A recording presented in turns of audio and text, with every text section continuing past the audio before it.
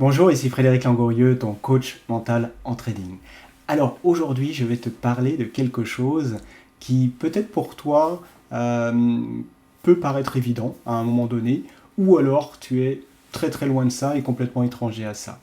Pourtant, on va parler ici d'intuition et de comment on peut se servir de son intuition pour être meilleur en trading. Alors, si ça te paraît un peu bizarre, ou peut-être que tu es quelqu'un d'hyper rationnel, et que pour toi le trading est hyper rationnel, j'aimerais que pour peut-être t'ouvrir à cette idée, tu saches une chose, la plupart des excellents traders utilisent effectivement leur intuition, et c'est aussi effectivement grâce à ça justement qu'ils sont hyper performants et plus performants que d'autres. Donc j'aimerais quand même que avant de se dire ah non ça m'intéresse pas, moi c'est rationnel le trading, que tu trouves peut-être à cette idée, parce que si tu vas chercher d'ailleurs un petit peu dans l'historique des grands traders, tu verras que c'est des intuitifs pour beaucoup. Et ça ne veut pas dire être intuitif, ne pas tenir compte du rationnel, attention, c'est pas on est intuitif ou on est rationnel, c'est plutôt comment on peut mettre de l'intuitif en plus du rationnel pour encore optimiser ça. D'accord? Donc, pour commencer, je vais quand même t'expliquer ce que j'appelle l'intuition, parce que justement, peut-être pour toi que c'est pas évident ce qu'est l'intuition. Ce qu'il faut comprendre, c'est que l'intuition, c'est quelque chose qui apparaît sous forme de sentiment, d'accord? Souvent, on dit, ah, ce truc-là, je le sens pas, d'accord? Rationnellement, le setup est là, il y a toutes les conditions, mais je le sens pas. Et moi, quand c'est comme ça paraît rationnellement correct, mais que je ne le sens pas, et ben j'y vais pas. Ok? Je fais confiance justement à cette intuition qui me donne un sentiment négatif par rapport à ce trade. Alors, attention, l'intuition, c'est différent d'une émotion. D'accord? Si c'est de la peur, à ce moment-là, non, je ne l'écoute pas. D'accord? Parce que la peur est une mauvaise conseillère. C'est de l'émotion. Et c'est basé sur autre chose. Par contre, l'intuition, c'est un petit chuchotement, un petit ressenti léger qu'il faut justement, pour ressentir, ne pas être dans l'émotion, parce que l'émotion sera toujours plus fort au niveau du message, et c'est corporel, l'émotion, alors que l'intuition, si on pouvait donner une image, c'est que l'intuition est un chuchotement, là où l'émotion est un cri. Et donc, évidemment, le cri sera toujours plus fort que le chuchotement, et que pour entendre le chuchotement, eh bien, il ne faut pas qu'il y ait de cri. Donc, il ne faut pas être dans l'émotion pour pouvoir percevoir son intuition, quelque chose qui est plus léger, plus fin, on va dire, mais quand on a ce sentiment de ça paraît bien, mais je le sens pas, eh bien, effectivement, moi, j'écoute cette intuition, et justement, cette intuition, c'est quelque chose qui a, je dirais presque, toujours raison. Et pourquoi? Pourquoi cette intuition, elle est aussi fiable et elle est aussi performante? Parce que l'intuition, en fait, on va dire, elle va être basée sur deux choses. Mais la première chose, elle va être basée tout simplement sur tout ce qu'on a pu voir ou entendre au niveau inconscient. C'est entre guillemets de la data.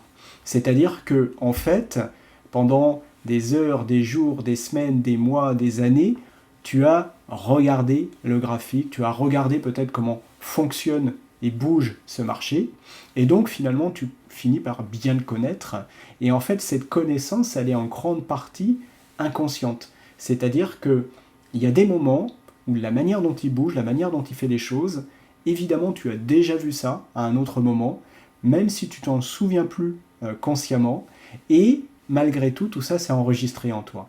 Et c'est à ce moment-là, pour ça qu'il y a ce fameuse petite voix, ce fameux petit ressenti qui dit attention, quand il fait ça, il va se passer ça.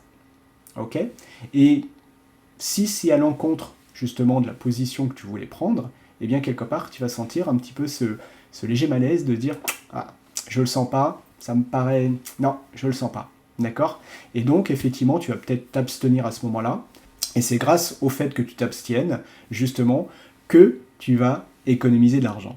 Donc, c'est pour ça que l'intuition est aussi intéressante, c'est que parfois ça peut te permettre d'économiser un certain nombre de trades que tu aurais pris autrement, qui paraissaient logiques, mais finalement qui ne vont pas s'avérer gagnants. Inversement, il peut y avoir dans l'autre cas des configurations qui ne sont pas hyper peut-être claires, mais que tu ressens totalement, justement, grâce aussi à l'intuition. Est-ce que là, tu vas te laisser y aller parce que tu le ressens? Eh bien, beaucoup n'oseront pas le faire. Moi, ça m'arrive de le faire, souvent. Et à ce moment-là aussi, rarement l'intuition me trompe, parce que tout ça, c'est aussi enregistré dans mon cerveau, finalement, dans la manière de faire les choses du marché. Évidemment, c'est pas fiable à 100% non plus. Pourquoi? Parce que malgré qu'on a été des heures et des heures, des jours et des années devant ce marché, parfois, il peut aussi se comporter différemment d'habitude, et on peut effectivement, malgré tout, se tromper. Mais il y a une deuxième chose sur laquelle se base l'intuition, qui est pour l'instant plus, on va dire, énigmatique. Pourquoi? Parce que scientifiquement, on est face à quelque chose qu'on ne comprend pas et qu'on n'est pas capable effectivement de démontrer par A plus B, entre guillemets. Mais pourtant, on peut constater par empirisme que, effectivement, ça fonctionne. C'est quoi? C'est que, a priori, l'intuition, c'est aussi une connexion à quelque chose d'autre, ce qui expliquerait notamment que quand on est deux personnes dans la même pièce et que un pense à quelque chose, l'autre peut penser à la même chose. Si vraiment ça se passait que dans notre tête, eh bien, ça serait difficile effectivement que l'autre pense la même chose.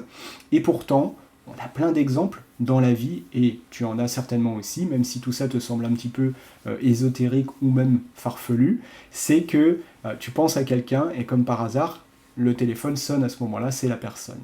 Tu peux dire c'est une coïncidence, tu peux dire effectivement c'est le hasard, mais en même temps, quand ce hasard se répète souvent, d'une certaine manière, et que quand tu penses à une personne, effectivement elle pense aussi à toi, quand tu penses à un truc, elle pense à la même chose, enfin etc. On sent bien qu'à ce moment-là, il se passe quelque chose d'un petit peu différent qui fait que peut-être qu'on capte des messages, on capte des choses effectivement de l'autre et de ce qui se passe autour.